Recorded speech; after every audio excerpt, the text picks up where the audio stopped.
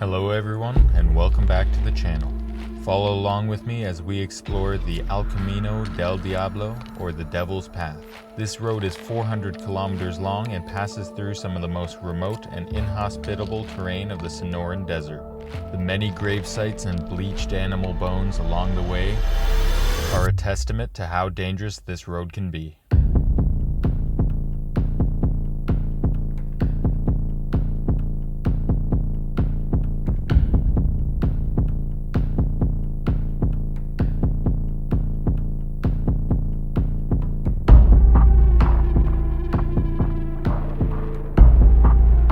This is part one.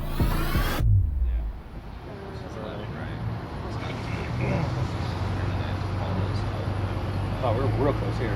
Yeah, we're. Oh, okay.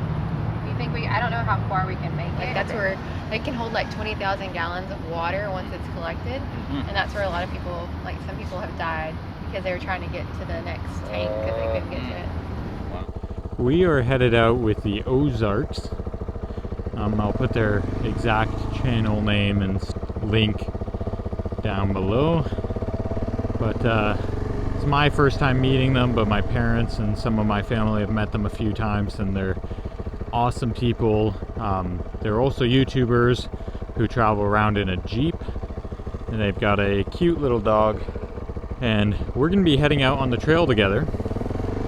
And this time we're doing the Camino del Diablo, I believe it's called, which is a pretty tough trail by all accounts.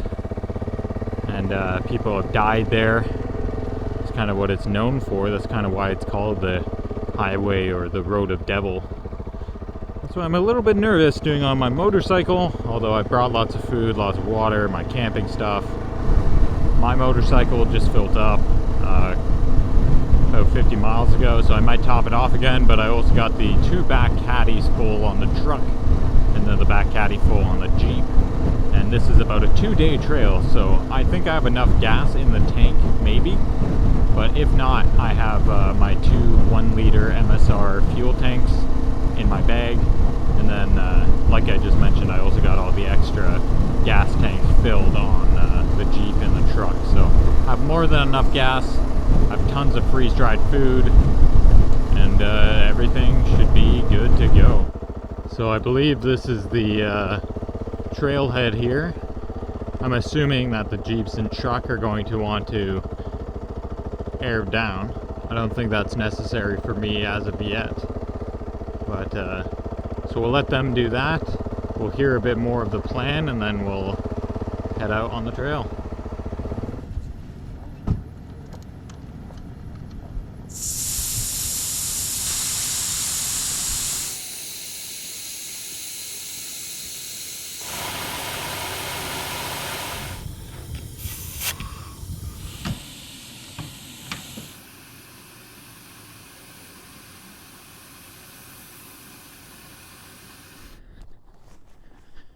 Everyone's aired down, fueled up, and ready to go. So, one thing I didn't know about this trail is we're actually becoming so close to the Mexican border that we can walk up to the border fence, or at least part of it, which I think is pretty neat. So I think that's why the water issue is such a big problem here, and I'm assuming that the deaths that have been caused on this trail are people walking across the border and then coming into the desert here. And obviously this is a dry spot, there's not a lot of water here. I'll probably follow them for the first while, and then once we get onto more of a stretch I'll head off by myself, because like I've mentioned a few times in past videos, the motorcycle can move at a much greater pace. That being said, since this is a decently dangerous area, I'm not going to be going off on my own much, but I might move into first or second spot in the convoy just to avoid dust when that becomes an issue. I think I made a mistake in wearing the climb gear today instead of my other more lighter gear, just because it is hot. And I should have assumed that a trail called the Devil's Highway. It would be pretty hot, so I don't know what I was thinking, but I opened all the vents, so I'm getting a bit of airflow, which is nice. I think I should be fine as long as I don't drop my bike more than once or twice. And I know that it does get pretty sandy, so that's a very likely possibility. So I'll show you guys the tent that I brought. It's different than the one you saw in my last motorcycle video where I went out camping. It's the same brand made by Lone Rider. I love those tents, that's why I have 2 of them. And I also have 2 of them because I needed 2 different types of tents for 2 different types of camping. And that first one you guys saw was more when I'm going out on shorter camps or weight's not really an issue. And it's a much larger tent. It's still, you know, very light, packs away very small for its size. But it takes up basically my whole duffel bag. So I opted to take the smaller one, which is it's a 2-person, but I'm obviously sleeping in by myself. And it's a really cool one. It's actually what I prefer out of the 2, just because I like its size and I really like the look of it. I won't talk about it too much, just so I can show you guys when we get into camp. But yeah, this one's a 2-person one. The other tent is a 2-person as well, except it's got that huge annex, like garage for the motorcycle to go in. And if you didn't put your motorcycle in, you just laid down like a little tarp or something, you could easily fit 5 or 6 people in there. So it's a pretty big tent. But I chose the little one, and I think I made the right decision. So the beginning of this trail is actually really rocky. It's nothing to be worried about on the bike, because luckily these are the type of rocks that are more embedded in the trail. The dangerous ones are the ones that come loose as you drive over them, because they can knock your tire sideways. But it's still really bumpy, especially going at this speed. It makes it a little bit harder to maintain balance, but it's alright.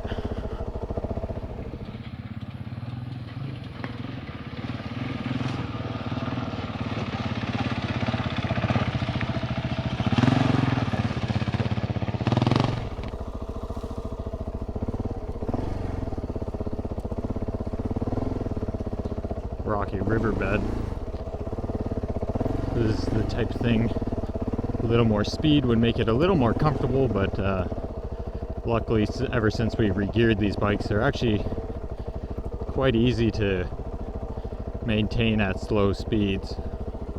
So I switched over to my goggles, which might make the audio quality a little bit worse, but sorry guys, I can't wear the visor. It is way too hot, so goggles it is. I'm sorry if the microphone's a little bit louder than usual.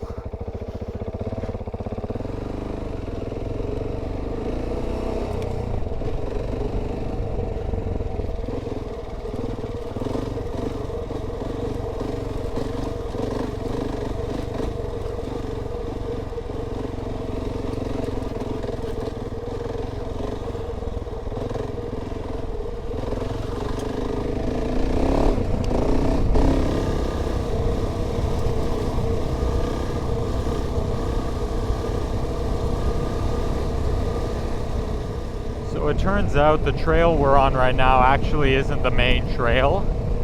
It's just an offshoot part that leads to the main trail.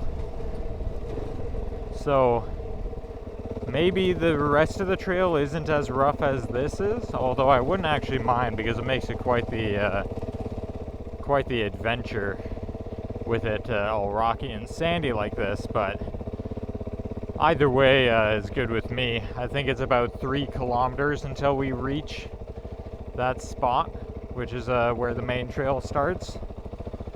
So I still got some more of this fun before we get there either way. Beautiful vegetation in this area. This is obviously where some water runs through or ran through at some point. Or it's just a sandier area, but this is where a lot of the shrubs are and a lot of the cacti, and it gives it a really neat, very deserty look, which is what's expected of the desert. I know it's early, but I'm already trying to think of which freeze-dried meal it is that I want. And pretty sure I have like beef stew, beef stroganoff, and a few other ones.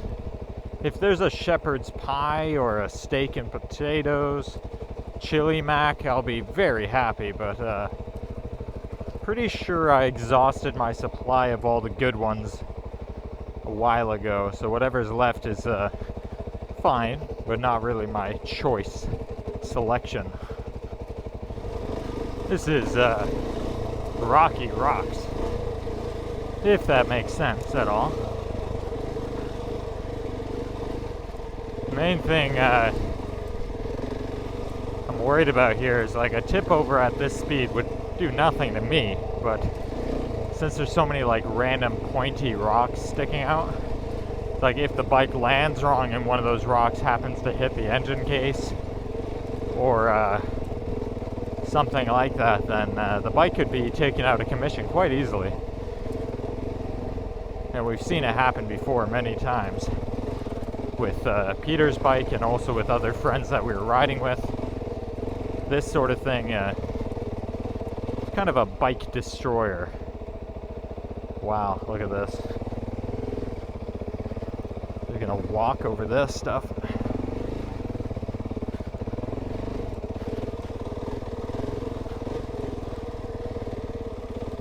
Probably looks funny because from a GoPro's view, everything kind of gets rounded and leveled out. So you probably, from your point of view, I'm just climbing over these little pebbles and moving extremely slow. But from my point of view, I'm sweating and getting a workout in, just trying to crawl my way over all this stuff.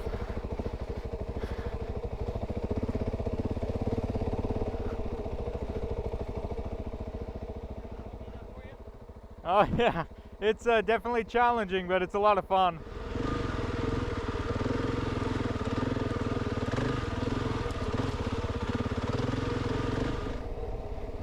I was told to turn right, so right up here I'll turn around and then just wait for them. Whoo-wee. Not exactly sure what the exact temperature is, but it is hot. I am sweating my butt off, but haven't had this much fun in a while, so there's no complaints from me.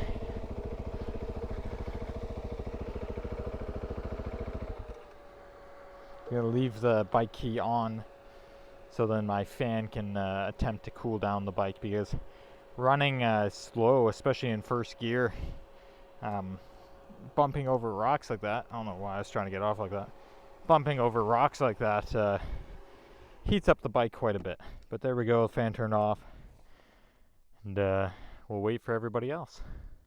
I'm trying to take off my helmet whenever I get the chance just to cool down my head, but man, look at this. This is just a desolate desert, really in the middle of nowhere. And you know, this trail is about 2 days, or at least that's what we're going to be doing, 2 days of it. And we're only going to get deeper and deeper into the desert, so this is the sort of thing I love. I mean, I have limits, but usually the more uncomfortable I am and the rougher something is, gets me really excited. Even if I'm not too happy about it in the moment, I know that it's going to be one of those trips that I remember the most and talk about. Whenever stuff goes wrong or whenever stuff is rough, it always becomes one of the highlights of your journey. So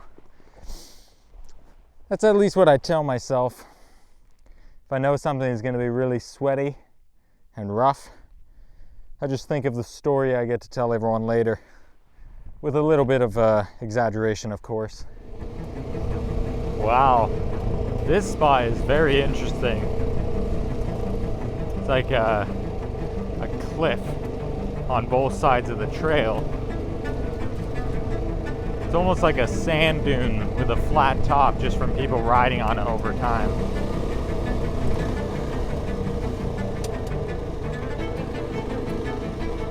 Oh, and downhill bumps.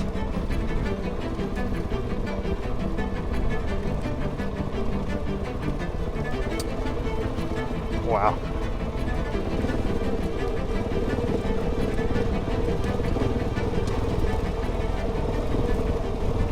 Woo-hoo-hoo. Sometimes having to wait can be a pain, but on a day as hot as this, it's kind of a blessing. Because then I get to cool off and sit in the shade of my motorcycle for, 15 minutes or so before riding again, so I'm enjoying it actually. The only thing missing is a nice cup of tea, or iced tea actually would be even nicer right now. Yeah, this trail is definitely not as rough as the one we just came off of. It's that last one was just crazy when I come to think of it. Like, it wasn't the most difficult thing I've ever ridden on, but it was just all the more difficult things that I need to work on all rolled into one. You got sand, loose rocks, head rocks, rocky rocks. It was great for learning, but going all day on something like that would have been pretty difficult, at least for me right now.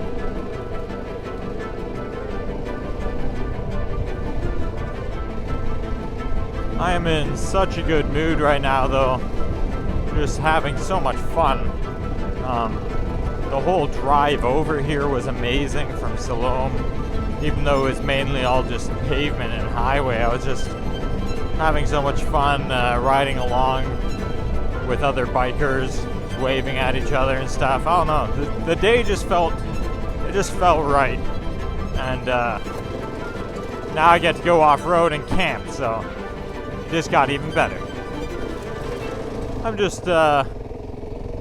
very relaxed on the motorcycle, and just in general, so I look forward to just setting up a chair, setting up my tent, and enjoying a bit of rest. Man, it's hard to keep my eyes on the road. It's almost dangerous how beautiful the views of those mountains up ahead are, because my eyes just get glued to them and I forget to look at where I'm going. Looks like we're coming more into a section that was similar to the one we were on earlier.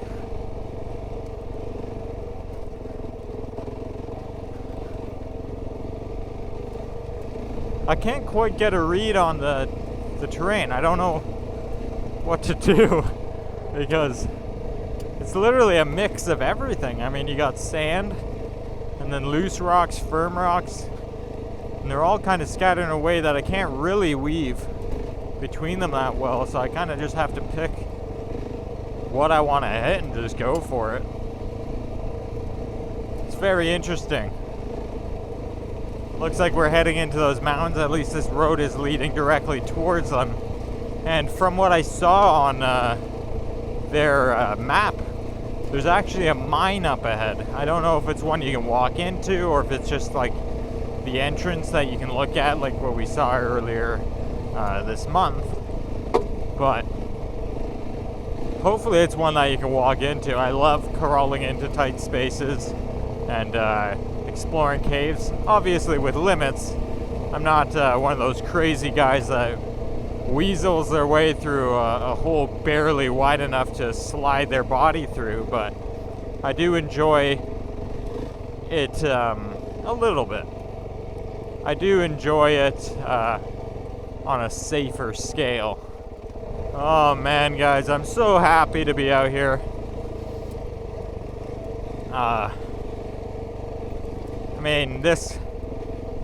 This is just making me excited to, one day go abroad on the motorcycle. I'll definitely need more experience, as this trail is definitely showing me. It's making me realize that I need to practice a lot more before I take this thing to, Europe or anywhere overseas, but still I can't help but get excited just by looking at those mountains for, you know, hopefully one day traveling through Mongolia and Kazakhstan and Tajikistan and Uzbekistan and all those different countries, and even just through Ireland, Scotland, places like that. One trip that we've talked about a lot in our family is doing the Trans-America Trail. And me and Peter have already done part of it because we've been up to Prudhoe Bay, but I want to do the whole thing on a motorcycle at some point. Either starting up from Alaska and going down, or, you know, shipping down and driving all the way up, which is kind of the... sounds better to me, but... Now the nice thing is, as long as you guys like me making these videos, I'll keep making them. And as we go, it'll just open up, you know, more and more options for us, destinations, vehicle-wise. And that's what I really love about this, is the sky's the limit. And so many adventures await us, we just have to make it there. So let me guys know what sort of adventures you'd like to see, if you like the motorcycle or if you prefer me being in the Jeep. And I'll definitely be doing island videos in between as well, but yeah, what a day. Now that area is what I'm really excited about. If right here we've just been kind of riding through the lowlands, which has obviously been fun, but it's been really rocky, as you've seen. And if we start heading into the mountains, like, this looks like it curves in between, and if we get some mountain passes or something, it'll just be... this will be one happy guy right here.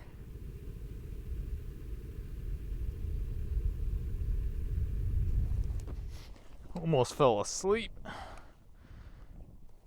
Just laid down on the rocks and got a little bit too comfortable. Everyone passed me by. So,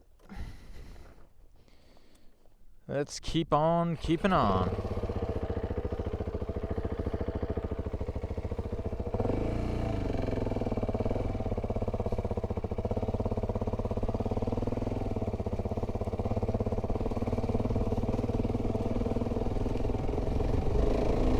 Woohoo! Oh, I'm in heaven. I'm still trying to learn a good system for charging my batteries while on a motorcycle, and you know, since I'm not really looking at myself in my mirrors, it's hard for me to tell when my helmet GoPro is dead or not. So bear with me. Hopefully at some point I'll find a better system, or like maybe some sort of battery pack. I don't even know if that's a thing for GoPros, but I'll make it work eventually, guys. So just stick with me here. If anyone uses any other sort of filming on a helmet, then let me know. I'd be interested in seeing what it is and maybe trying it. I really don't know what to say. I'm probably talking a lot and a lot of nonsense, but that's just because whenever I get excited, I tend to kind of blab, and with my blab meter almost full, you can tell I'm excited. And who wouldn't be, honestly? Who wouldn't be, you know, overjoyed to ride on this trail? If you're a motorcyclist, this is your dream. And as an overlander on a Jeep or any other vehicle, I'm sure it's the same thing. Oh wow, look at that. Is that a mine or just a hole? That's interesting. Getting the urge to climb into that. Don't know if that's a good idea or not. That's neat. Looks sturdy enough, maybe. Ooh. Oh, wow.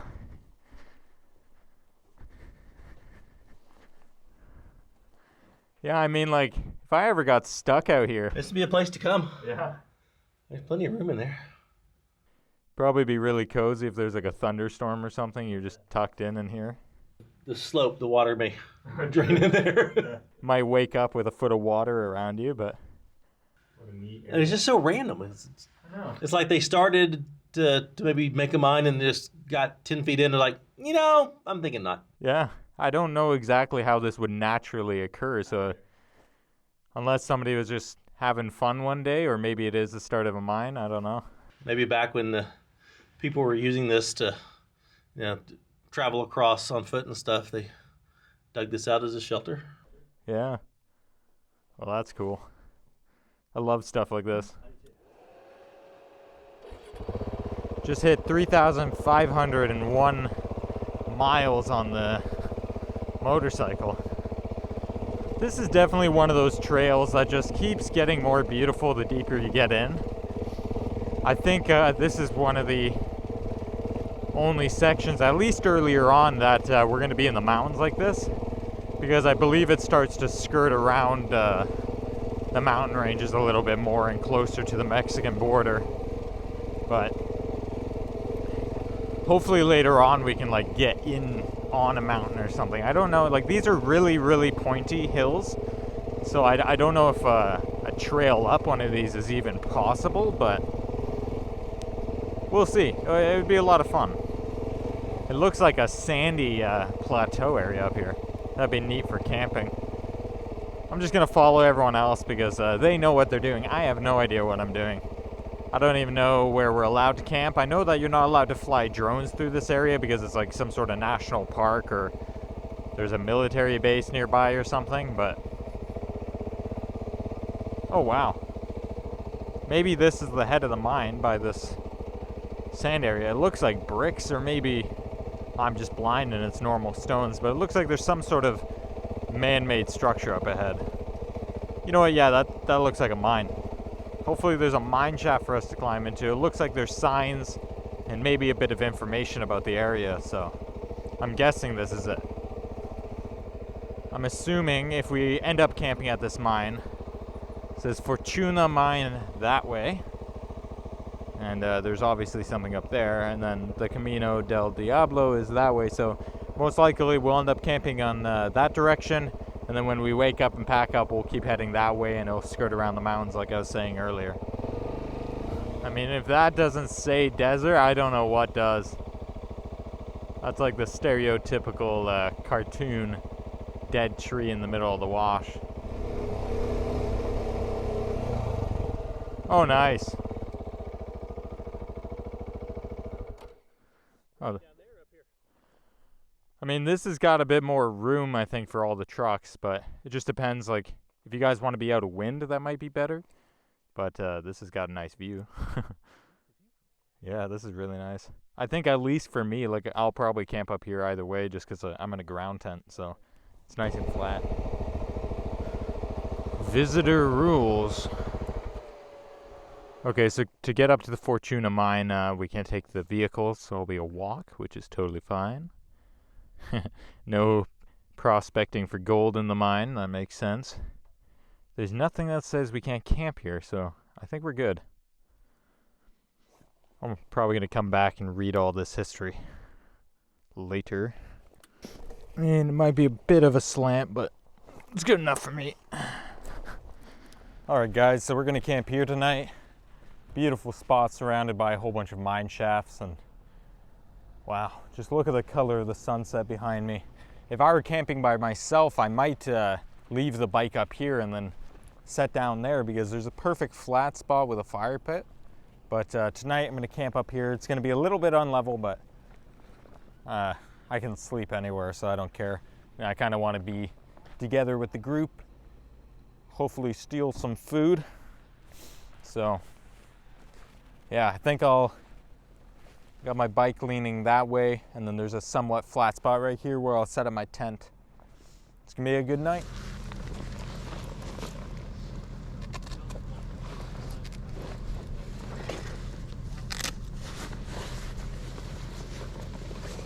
Ooh-wee. Smell like a hockey player.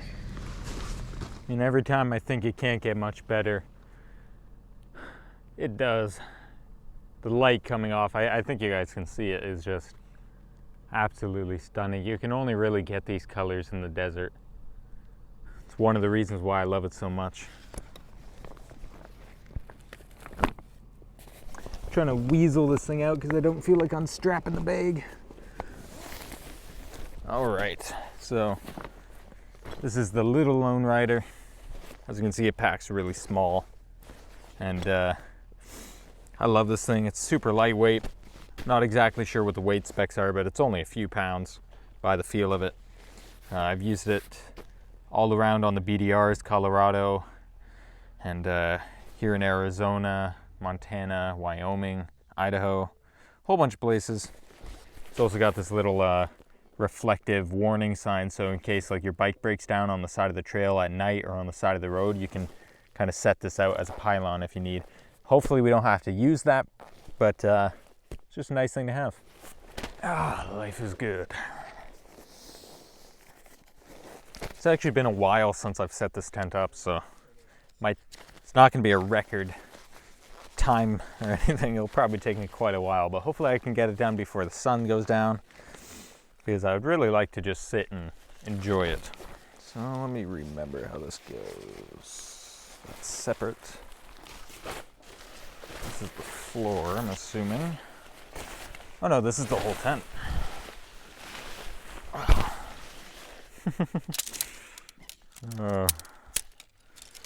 Good old tent poles.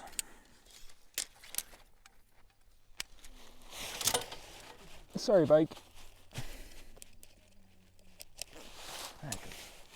Try not to poke out my eye. This tent is really easy to set up. I'm just making it look difficult. So there you go.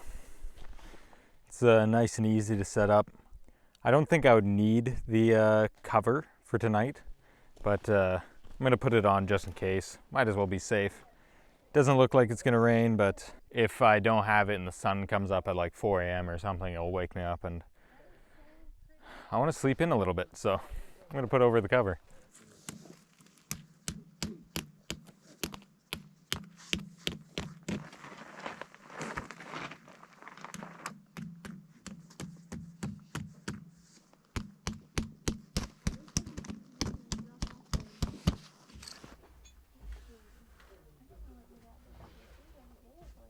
So one of my favorite parts of this tent that you can't really see is on the door they have a markable map of Europe and Asia, Africa, Australia, New Zealand.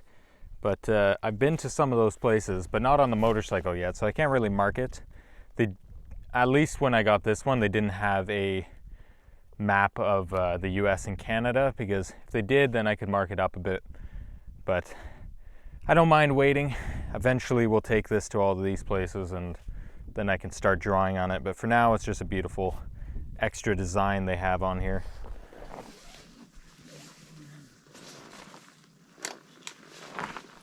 Now comes the part where I try not to black out while blowing up my sleeping pad. This one's a big one, a nice thick one. I took advantage of having the Jeep with me, so I've got a full-size pillow. And since the Jeep's carrying some of my gear, I can take this giant mat as well.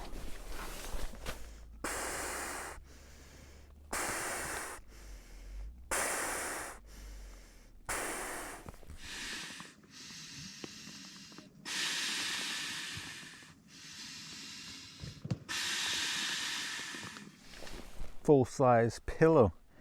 Gonna be sleeping in luxury tonight. All right, so Betty bides all cozy. Take a look at my castle here. Oh. There are a few things more comfortable and cozy than your tent spread after a long day of riding. Well, good night, everybody. Gonna go to bed a little bit early because we got to wake up early in the morning to head on the trail again.